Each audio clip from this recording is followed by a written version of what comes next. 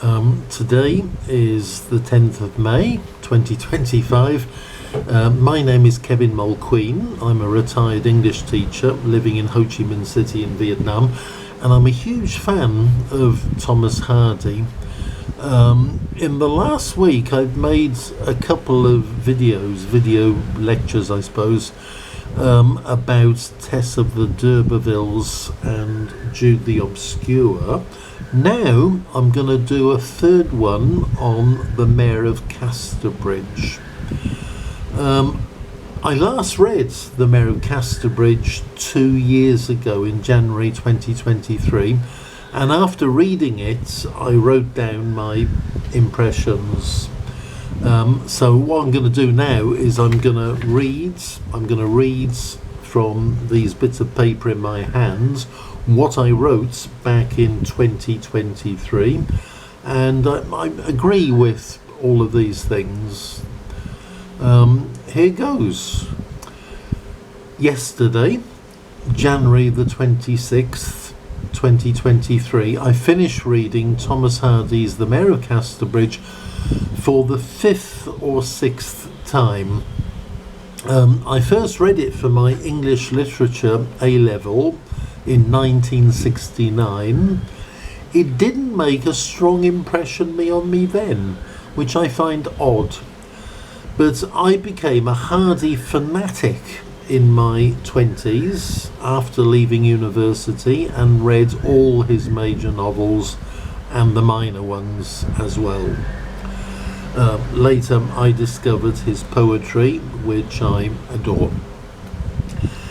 Right, The Mayor of Casterbridge has lost none of its appeal, and I will probably reread it again in a few years.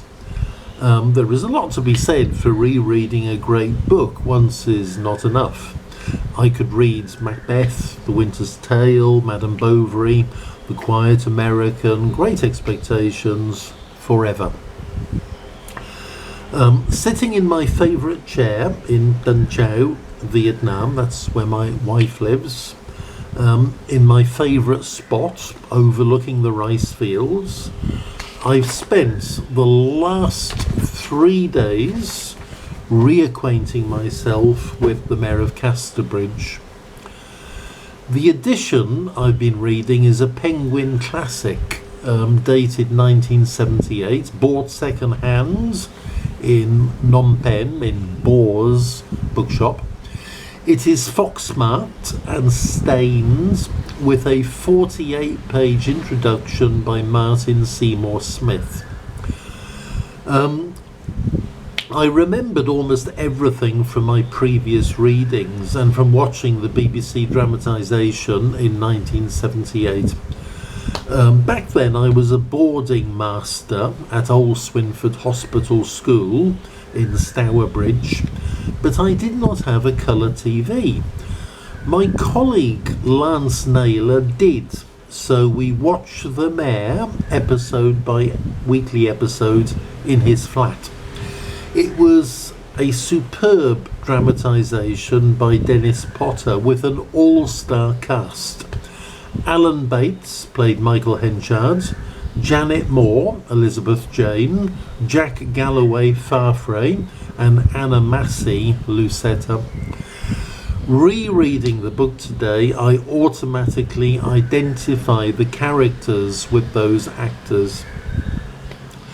I'm not going to write a full-scale critical analysis of The Mayor. I mean, that's been done by better critics than me many a time.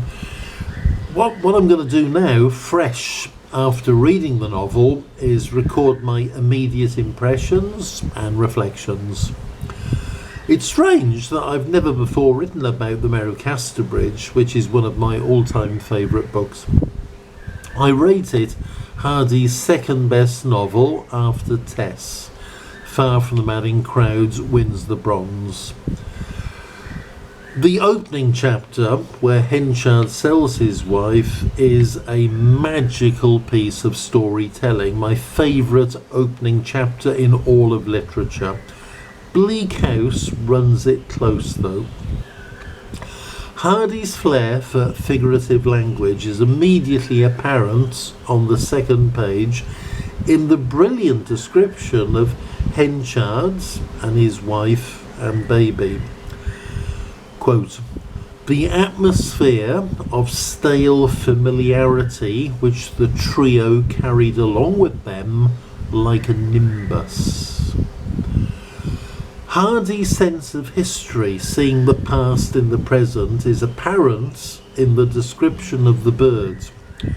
A weak bird singing a trite old evening song that might doubtless have been heard on that hill at the same hour and with the self-same trills, quavers and breathes at any sunset of that season for centuries untold.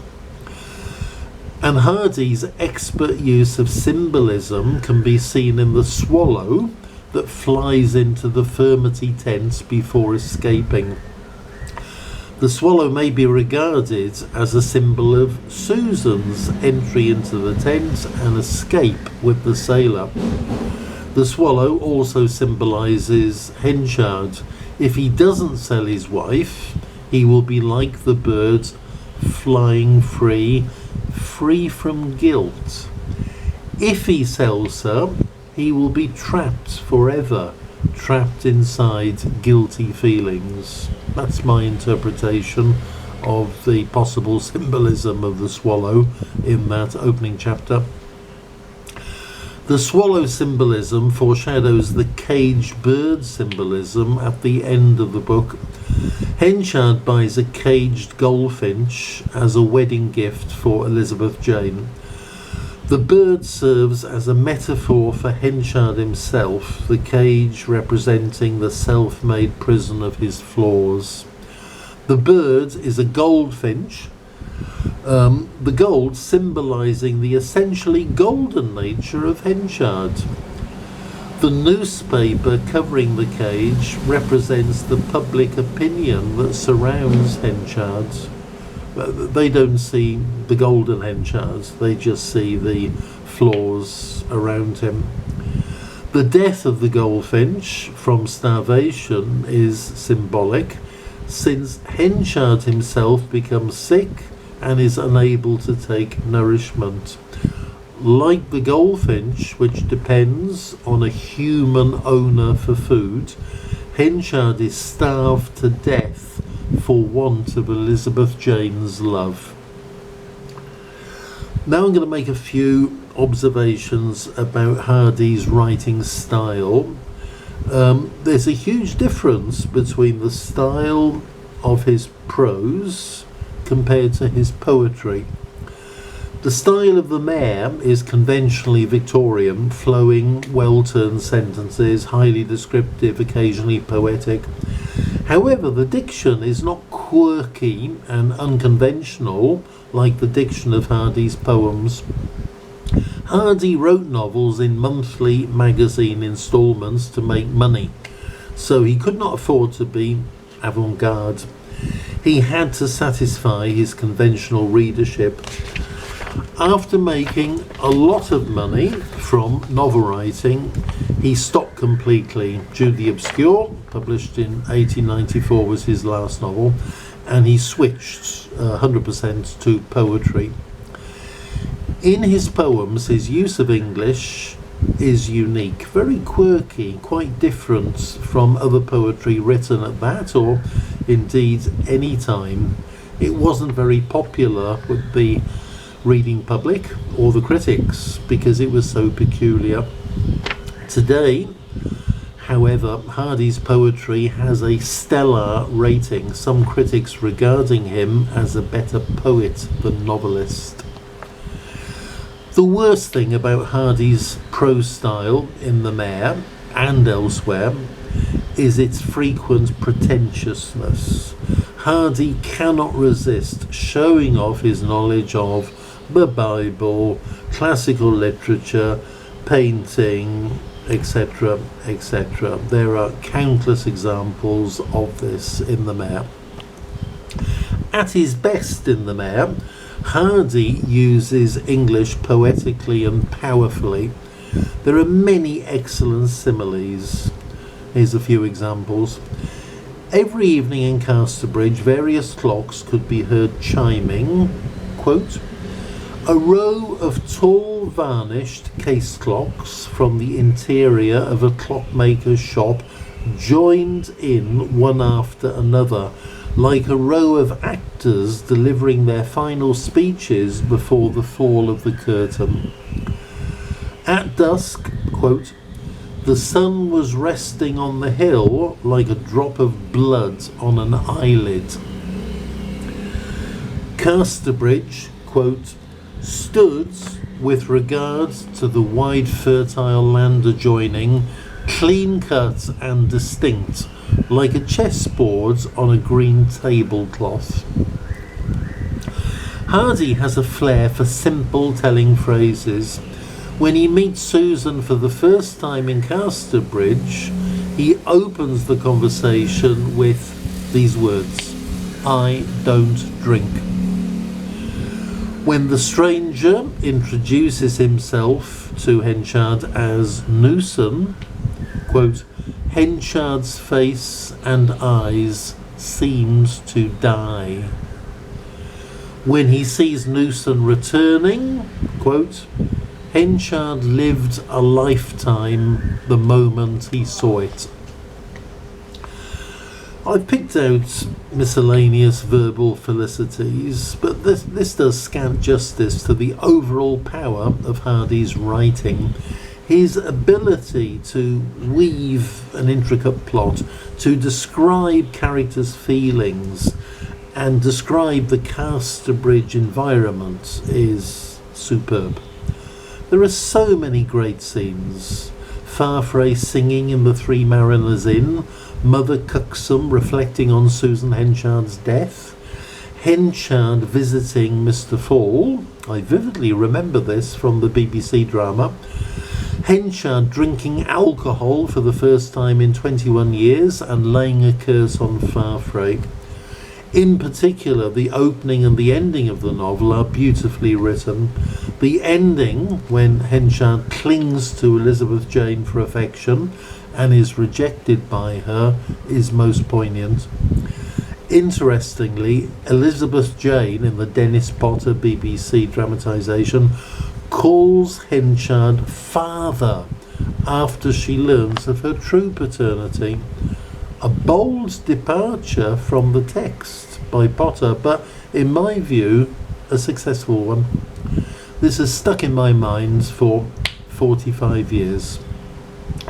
The climax of the novel is Abel Whittle's account of Henchard's last days, culminating in Elizabeth Jane reading Henchard's will. Now, this will is fantastic. It's surely the most memorable last will and testament in all of literature. I won't quote it, but it's just so great. From start to finish, the novel is dominated by Michael Henchard. Humphrey Lyttelton, the jazz musician, in his autobiography, states that Henchard is his favourite literary character. Mine too. I can think of no other fictional character in Shakespeare, in plays, in novels, who moves me so much. Othello comes close, so does Charles Bovary and Magwitch. The novel's subtitle, The Life and Death of a Man of Character, reveals Hardy's own sympathy for the well-meaning but flawed hero. Henchard's foil is Farfrae. When I first read the novel at school, I saw nothing wrong with Farfrae, but subsequent readings have revealed Hardy's distaste for the canny Scot. Farfrae's insincerity about missing his native Scotland is first commented on by Christopher Coney. Henchard criticises Farfrae for charging entrance money to his dancing pavilion, quote, "just like a Scotchman." Elizabeth Jane is attractive to Farfrae because she is, quote, "thrifty." Farfrae tells Elizabeth Jane that, quote, "a man must live where his money is made." When Farfrae takes over Henchard's business, he pays the workers, quote, a shilling a week less. When the search for Henchard is proving fruitless, Farfrae wants to return to Casterbridge because carrying on the search, quote, will make a hole in a sovereign. Hardy's feelings for Farfrae are given full sarcastic vent when Henchard hears Farfrae singing at his wedding party, quote, his voice giving strong expression to a song of his dear native country that he loves so well as never to have revisited it. Next to Henchard, Elizabeth Jane is the most sympathetically drawn character, but her correctness in all things makes her bland. A few words now about the publication of The Mayor. Like all of Hardy's novels, it was first published in instalments in a magazine in the UK, in The Graphic, in the US, in Harper's Weekly. Hardy himself felt that in his efforts to get an incident into almost every weekly instalment to satisfy his readership, he had added events to the narrative somewhat too freely. However, he was deeply affected during writing the novel, telling a friend that the novel was the only tragedy that made him weep while he was writing it. The novel is marred by melodrama and improbable coincidences. I could give a long list. There are many, many examples. However, despite the melodrama, The Mayor is a very rich and very satisfying read. Okay, now a couple of fun facts. Here's the first one. My father, my dear old dad, had never read The Mayor of Casterbridge, but he knew the story. Now, my research tells me this can only be because he watched the silent movie of it made in 1921 with Hardy's collaboration. My father was born in 1905 and died in 1976. According to the internet, there were no radio adaptations before 1994. So my father, he probably saw that silent movie and knew the story. He remembered it and mentioned it to me. Second fun fact. In the 1970s, I made a pilgrimage to Hardy country and visited the Dorset County Museum in Dorchester, and I looked at the handwritten manuscript of The Mayor of Casterbridge. There it is on display. Wonderful. One final reflection. It was a travesty of justice that Hardy never won the Nobel Prize for Literature. The prize was first awarded in 1901, 3 years after Hardy's debut as a poet. Hardy died in 1928 and had by then published 7 volumes of poetry. His poetry was not appreciated during his lifetime, and the Nobel Committee no doubt considered his novels and short stories as lightweight entertainment. Today, however, Hardy is deemed a literary giant, one of the very few writers who excelled in both prose and poetry. D.H. Lawrence was another one, so was Rudyard Kipling. Kipling received the Nobel Prize in 1907. He was the first Englishman to win the Nobel for Literature. Unlike Kipling, whose popularity has nosedived, Hardy's popularity has soared. Okay, that's the end of my little spiel. If you've never read The Mayor of Casterbridge, read it. And you can find the BBC dramatisation on YouTube.